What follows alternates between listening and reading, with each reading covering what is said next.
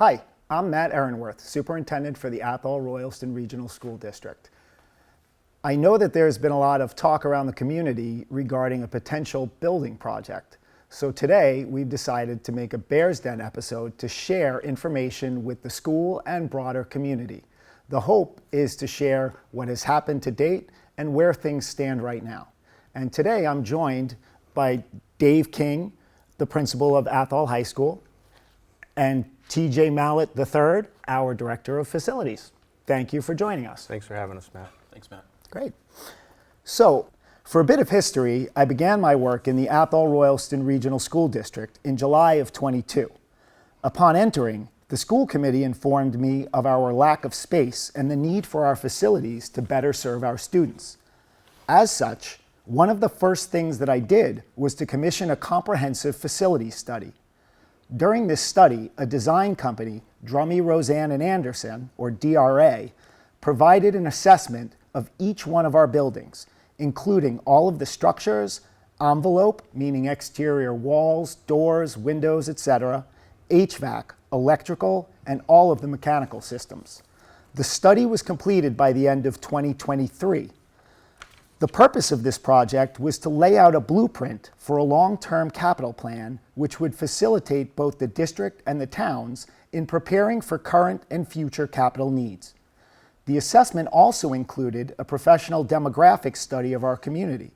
A second goal of the committee was to identify a plan to address the overcrowding at ACES and the increasing population of students across the district.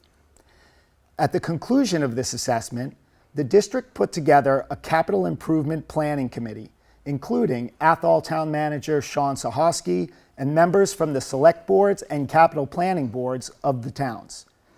Beginning in January of 2024, this committee met over the course of a few months to review the assessment and propose a plan to the school committee. At the end of this process, the committee presented a reconfiguration plan for the district, which included addressing the physical needs of the high school building itself. Specifically, the plan called for a reorganization of grades.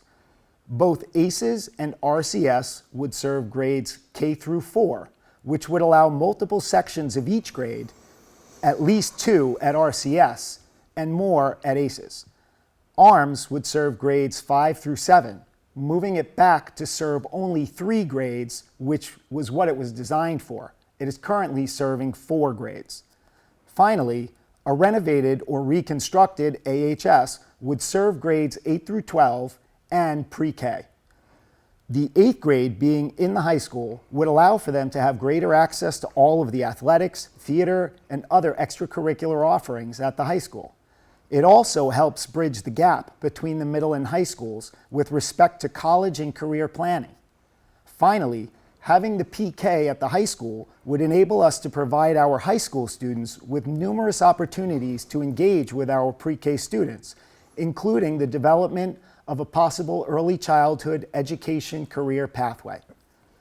Upon receiving this recommendation at their March 2024 meeting, the school committee voted 10-0 in favor of having me submit a statement of interest in the core renovation project to the Massachusetts School Building Authority, also known as the MSBA.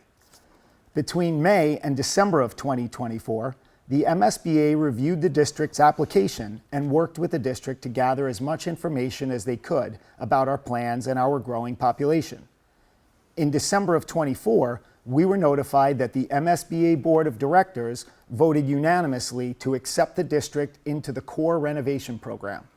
We were also informed that through this grant program, the state would be reimbursing us just under 80% of the allowable costs for the project. MSBA does not reimburse for any athletic field upgrades. Our official invite was dated for May 1st of 2025.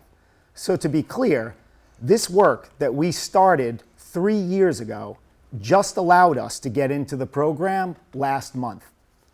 Since then, we've convened an all-boards meeting to officially inform all of the town's representatives about our invitation into the project. Since that meeting, we've been working on this information to share with the community, which brings us right to this studio. Thanks, Matt. I know you're going to be able to ask us a bunch of questions in the coming minutes here, but as part of this process that we started, it was interesting. One of the big concerns that came out in the recent months talked about the MSBA funding in itself, and there's a lot of fear in the federal government funding right now whether this money will actually be there. So, can you talk a little bit more about the funding source with the MSBA? That's a great question, Dave. So, to start, the MSBA is funded through the state. So, federal funding should have absolutely no impact on the project. Actually, the MSBA has been operating under that name since 2004. They were previously the School Building Authority, or some other name, quite honestly, I'm not sure I remember. But they've been around in this capacity since 2004, and ever since then, 1 cent off of every state tax dollar in Massachusetts goes toward funding this program, and all of the schools that they bring into the program are assured that the funding will remain available through the course of their project. So there really should be no problems with the funding once we talk to the community and determine whether or not we're going to move forward. We sign agreements with the MSBA and we are set. No issues, no matter what happens at the federal government level. I appreciate that, and I kind of got the same impression recently as well. So ultimately, for MSBA, they have this funding source of hundreds of millions of dollars every year, and it's whether Athol-Royalston wishes to have access to it or it goes to another community is basically how I understand the program itself. Absolutely. We are very lucky to have been accepted into the program, and it would be a tremendous help for us if we were to move forward with the program and access that grant funding.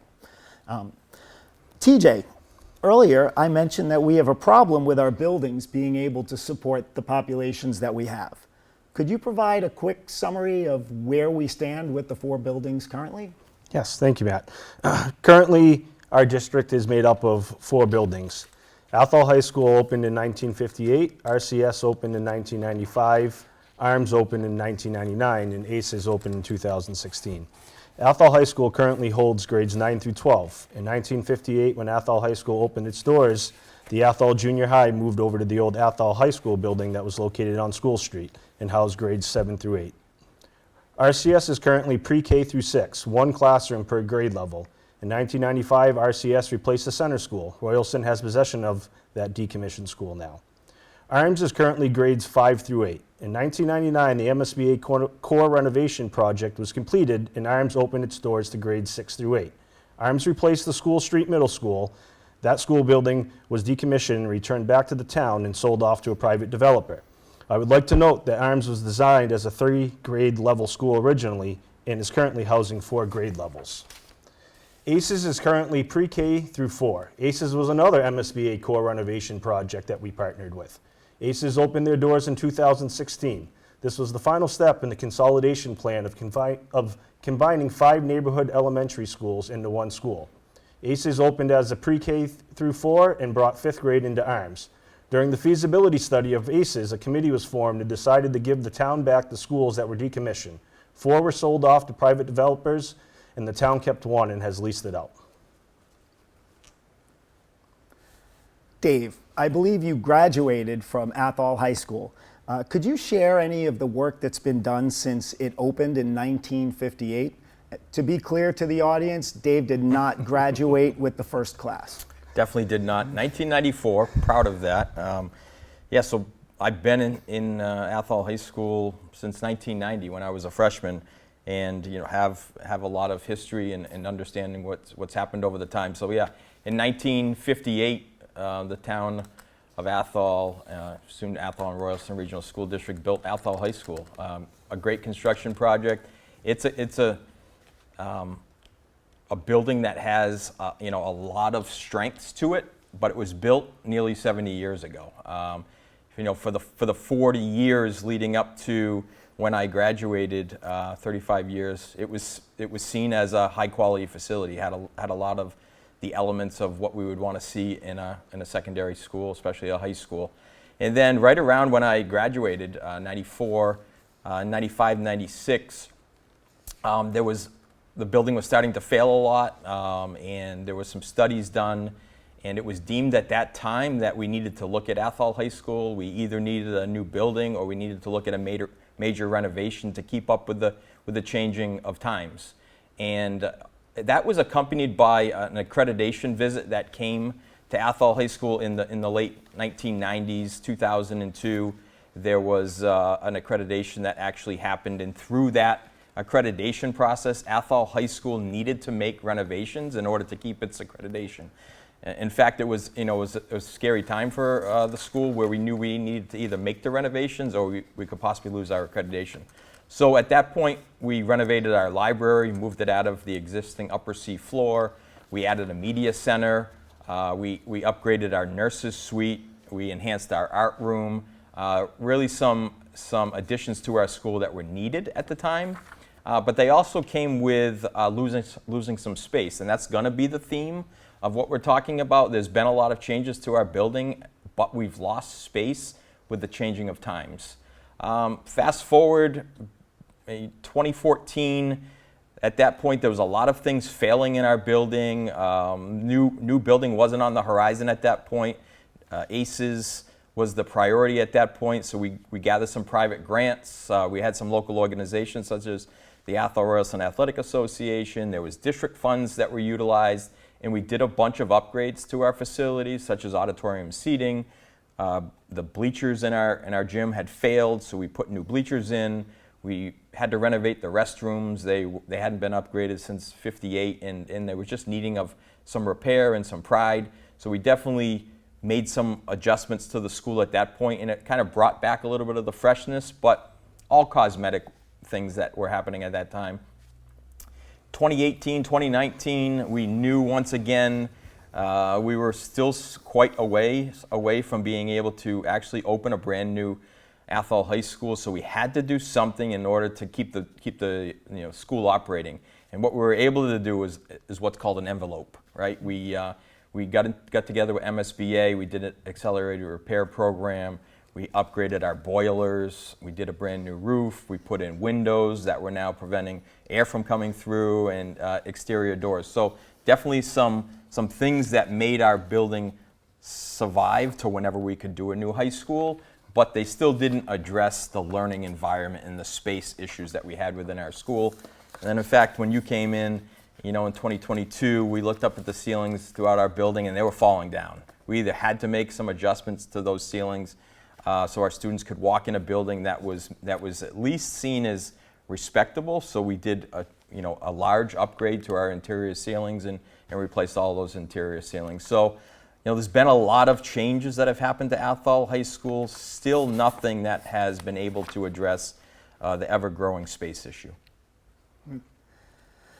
And since July of '22, Dave, I can say you and I have had a lot of conversations about the needs of the students at Athol High School and how to serve them the best education we possibly can. And quite candidly, you've seemed pretty frustrated during some of those conversations. Could you share some of the sentiments behind that frustration? Yeah, I mean, having been here my whole life, hearing and being on board with, waiting the turn for when Athol High School could finally be renovated, that's been frustrating, right? When I was first hired in 1999, I would sit in the faculty room, and the high school project failed at that point, and it was like, wait your turn. We better take care of the middle school.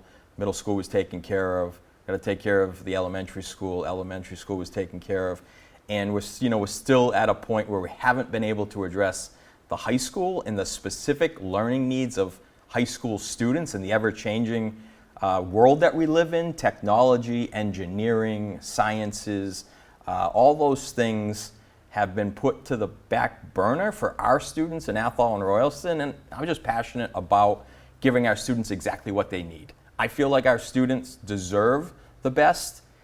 Every other community that I've been visiting, being an athletic director for 20 years, I've been through all these high schools in Western Mass. Every other community has made upgrades to the high school. So that's just frustrating for me, because I know our kids could function at even a higher level if we can give them all the learning environment that they need to be successful in this day and age. Yeah. And you've talked about programmatic changes. Can you elaborate over the years, to be clear, can you elaborate on where we stand now and how this building project might have an impact? Yeah, I mean, I think that's a great place to focus because it is about space. And it is about being able to identify how education, especially at Athol High School, has changed in almost the 70 years between the time it opened in '58 and coming up on 70 years. It's changed tremendously. That building was built in '58 with the identified needs of basically Chapter 70 programs, right? Industrial arts, there was a wood program there. We had a thriving drafting program. We had an auto shop. Home economics was a course that students loved, and we had the space for it. And we had an early childhood program. All of those vocational programs that were built into that school that have since gone away. In the early 2000s, we lost all of our vocational education programs for two reasons, really. We had some staff that were retiring. It was challenging to find staff that had vocational licenses, but also the facilities needed to be updated in order to meet the requirements of what a vocational program had within it. And we weren't able to do that as a school. And it was, and we knew where we stood in the sequence of getting a new school, and we weren't going to be able to bring our facility up and keep those Chapter 70 programs. So we lost them. And that was frustrating to a lot of people, but we knew where we stood. Fast forward to 2020. I became the principal in 2020. 2019 I became the principal, and at that point we had 320 students in our school, and I did a quick assessment. We weren't meeting the 21st century needs of our students, and we know we needed to make some programmatic changes to better support our students. So I think that's the highlight for me. Since 2020, what we've done within our walls to meet the programmatic needs of our students is tremendous. And I think people need to know those things because we're not currently able to basically meet all of the needs of our students and the programs that we have. So we have 2 specialized programs, Strive and Futures. Those take up over 3 classrooms of space that used to be utilized in our IA program. We added a family and community center, which takes up a room and a half in our building. It services our 1,650 students and the families within our school. That program is tremendous. Food pantry is within that program. So it's great, but it's also taken away classes that we've had. We added an early college program. The program just graduated 40 students a couple Fridays ago. Proud of the program that we're able to bring. Our students are thriving to get that early college experience. But with that, we had to guarantee we dedicated space within Athol High School for that early college designation. So we lost 3 classrooms that specifically now service our early college program. But we couldn't just service our early college kids. We needed to service our students that also wanted to be in a career. So we became an innovation career pathway school, and we added pathways that our students can specifically select into, where we're focused on training them, providing them coursework, giving them internships, and giving them learning opportunities within our building that meet their pathway needs. So we have advanced manufacturing. Currently, we have no space to bring in CNC machines to be able to utilize hands-on learning right here in our building, which would be an awesome addition with any new building project. We added information technology recently this past spring. So we're looking at computer repairs, communication type of skills, all the things in the sciences that we would need to be able to train our students.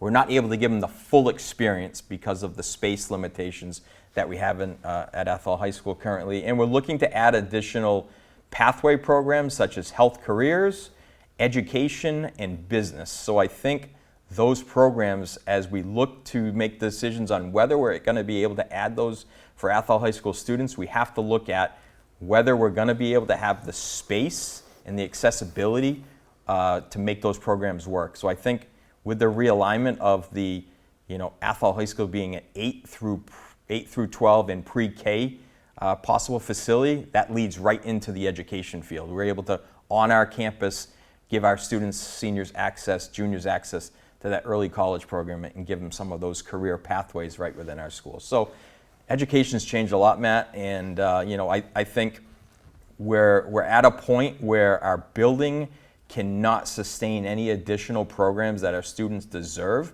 because there's no space left. We're currently at a point where our teachers are going to have to start doubling up in our classrooms in order to meet the academic needs. We're currently at 420 students, so just over 6 years we've grown by 90 students. Wow. And I contribute that to the building of ACEs and families sticking around in our district. So what's that going to look like in the years to come as that number continues to grow? Yeah, that's a concern, the growing numbers.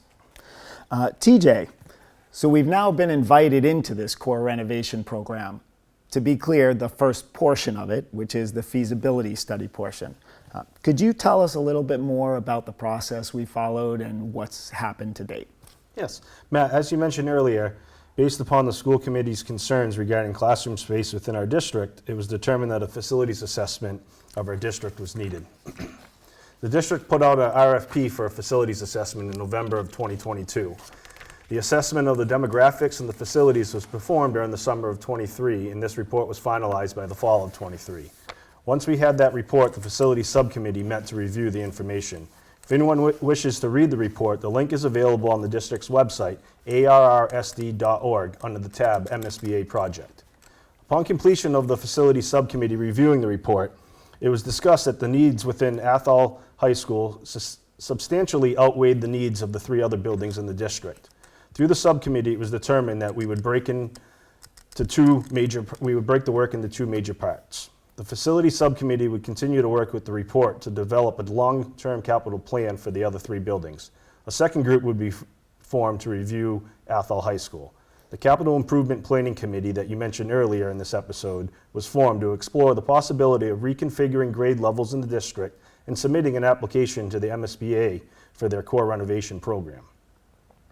The Capital Improvement Planning Committee convened January 10th, January 31st, February 7th, and March 6th of 2024. All of these meetings were open to the public and posted appropriately. This committee had discussions around how we envisioned our district moving into the future, the need to provide classroom space at ACES and ARMS due to the growth in the student population that has occurred, as well as RCS, the necessity to provide an equal educational experience to our students at RCS aligned with ACES and ARMS. We spoke deeply around multiple grade level reconfigurations and what possibilities there were to keep the district as 4 buildings and not have any underutilized or overutilized schools. At the March 6th meeting, it was determined that we would prepare a submission and identify Athol High School as the priority for the work with the suggested grade reconfigurations throughout the district. This was presented to the school committee at the March 2024 meeting. At this meeting, it was voted 10-0 to submit an SOI to MSBA for its core renovation program, identifying Athol High School as the focus school. On April 9th of 2024, we submitted our statement of interest to MSBA. In August of 24, we were excited when we were notified that we had made it into their senior study portion of the statement of interest selection process. The senior study involved sending architects and an MSBA team to explore the building and interview the primary participants. This happened through September and included Town Manager Sean Sahalski and Eric Martin. In December of 2024, MSBA announced that the AHS SOI was selected as a candidate into their core renovation program feasibility study. Our official invitation into the feasibility portion began on May 1st of 2025. So now here we are entering into the feasibility study portion. So the question from the community that I will try to answer is, and please feel free to jump in, what is the feasibility study, right? So this feasibility study is the process we engage in to work with MSBA and an architect or designer. The purpose is to explore what our options are. We don't know if we can expand the existing building. We don't know if we need to rebuild portions or the entirety of the existing building. We're not sure what the space and the site can carry at that location. So this feasibility study will enable us to engage with a design company to come out and explore what our options are. we keep walking through the community and being asked, what's the plan, what's the project, and how much is it going to cost, right?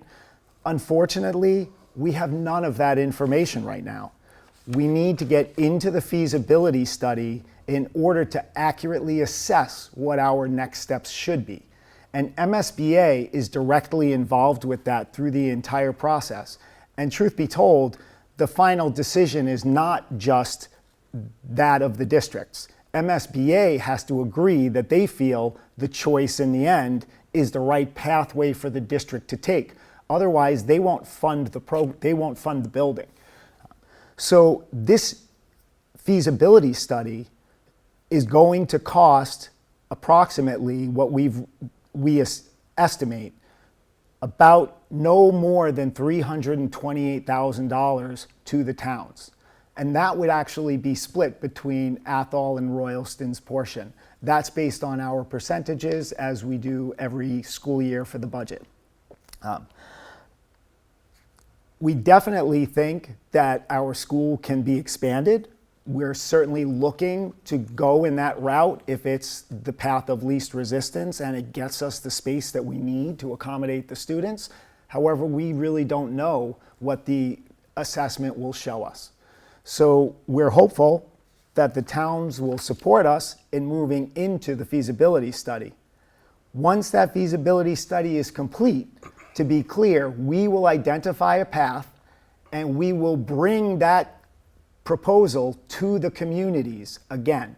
The communities will then have an opportunity to vote on whether or not they want to continue with whatever project has been identified by the MSBA and the feasibility study. Again, I'm a little long-winded, so I apologize, but there will be another opportunity for the community to choose whether or not they want to support whatever the project is that we decide. Right now, we just need to get into the feasibility study. We need to figure out what can be done to our buildings, and we need to move forward so we could provide all of the students in this district with the best education possible and prepare our high school students for the future that they're going to be walking into. So, I've done a lot of talking. TJ, Dave, I'm having my conversation about the feasibility study. The two of you are not only district employees, you're also lifelong residents of the town. Would either of you care to share some final thoughts? Yeah, I think my final thought on this, Matt, is I really encourage everyone to check out our website and look at the MSBA project tab and look into our facilities assessment that we had done in 2023. And towards the end of the high school portion of the assessment, they talk about the cost of, projected cost of what the district's looking at to bring the high school up to not even today's standards, but just to meet the minimal requirements Just of to what keep they it see, running. just to keep it running. And that's close to $40 million that this district's going to be looking at having to acquire through the town in the next 15 years. I would, at $40 million, we could do so much more with MSBA with that $40 million and their 80% reimbursement. Correct me if I'm wrong, though. In the 15 years, the $40 million may not be $40 million. Correct? No, there's a portion in there that shows the projected cost with escalation, and that brings it up closer to $70 million. Wow. And so I really don't want our community to miss this opportunity. And there's no guarantee if we don't get through this feasibility study and get into it this time that we'll be in it again next year. We'd have to resubmit in April, and our name goes back in to the pool in MSBA. There's no guarantee that they will pick us up again. That's a great, not to cut you off, but that is a great point, TJ. And one of the things that I would also like to share is all of that background work that we've done to get us to this point. If we push this project off further down the line, we run the risk of the information that we've compiled no longer being eligible to be part of the study. And the MSBA may actually insist that we reconduct an entire facilities assessment and a demographic study, which we already have invested heavily into and have those reports that we've been working off of. That's correct. I mean, from the time that we went out to look for the feasibility, the facilities assessment to now, it's been 3 years. Yeah. If eventually, they historically after a year or two more, all these reports are 5 years old, and we'd be looking back at square one, starting over again. Yeah, I mean, I 100% agree. I've never been through this process before, but when that feasibility study was presented to us and it laid out the growth that's happening in the community, people that are moving in, the new housing projects that are happening, the fact that we're going to have to, as a community, continue to put money into keeping our high school facility at the current level that it's at, to me, it's never going away. Right? This problem is never going. You can't kick it down the road any further because escalation is going to happen. I love the adage, and I'm going to make sure I get it right. Nothing ever stands still, right? You're either moving forward or you're moving backwards. And what I love about this community and the progress that we've made in the last 10 years is we've made so much progress moving forward. We've taken care of the middle school. We took care of ACEs. We changed the reputation of what education looked like just by adding facilities. We did the market basket plaza, all the things that happened up there.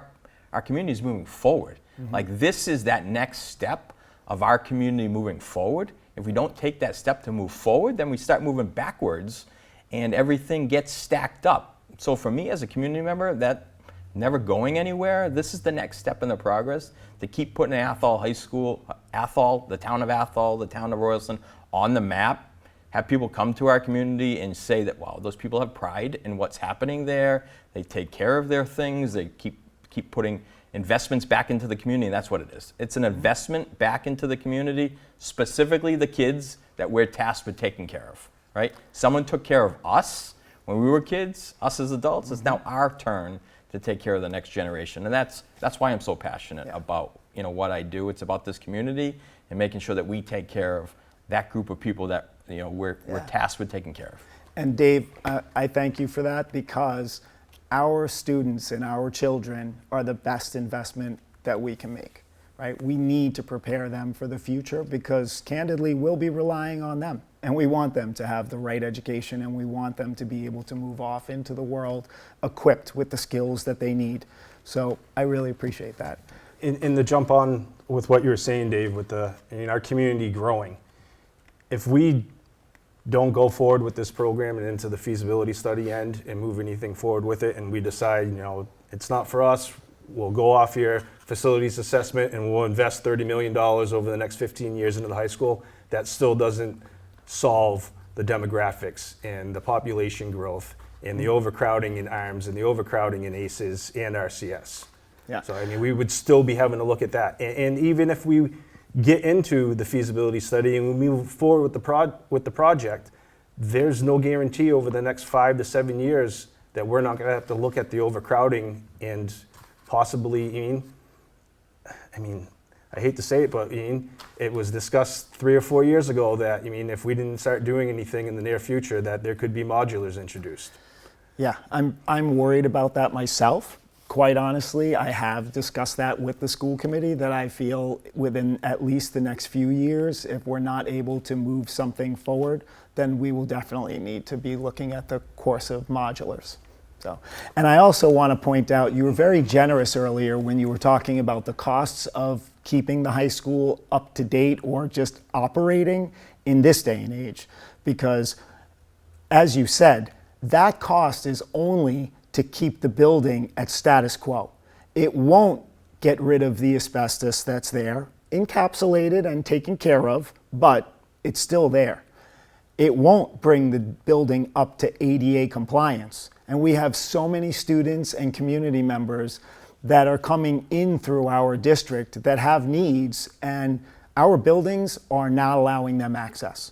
And so, again, you were generous in saying keeping it up, because it's already at a place where it's not serving the needs of the community, and to just keep it up is to continue doing a disservice, in my opinion.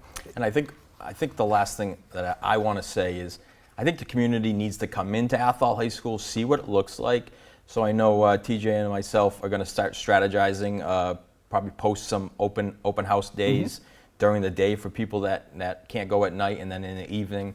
Hopefully maybe have a couple in July, a couple in August, because we feel like it's important for people to see what the building looks like, for us to be able to talk through some of our talking points, to see what the programmatic changes look like, and what our students are currently being educated in. I really appreciate that, Dave. I would love to take you up on that invitation. I know I'll be on the tours, and I invite the community to join us. To be clear, I want to thank everyone for joining us during this informational session. However, there will be a lot more information coming out to the community, both in a potential Bears Den episode, but also through other means. We hope to get the message out, and as Principal King mentioned, we hope to bring the community into the building and see what it is that we're talking about and understand what it is that our students need and how it is that we can provide that to them. Yeah, and for those dates might not work, we've discussed about doing a video tour of the school and posting that on the district's website underneath the MSBA project also. So that everyone that wants to see what's going on and what our school looks like will have a chance to, whether it's in person or through a video. Great. And that's a perfect segue for me to tell the community, please do make sure that you go to our website, arrsd.org. There is a www there, but I honestly don't even think it matters if you put it anymore.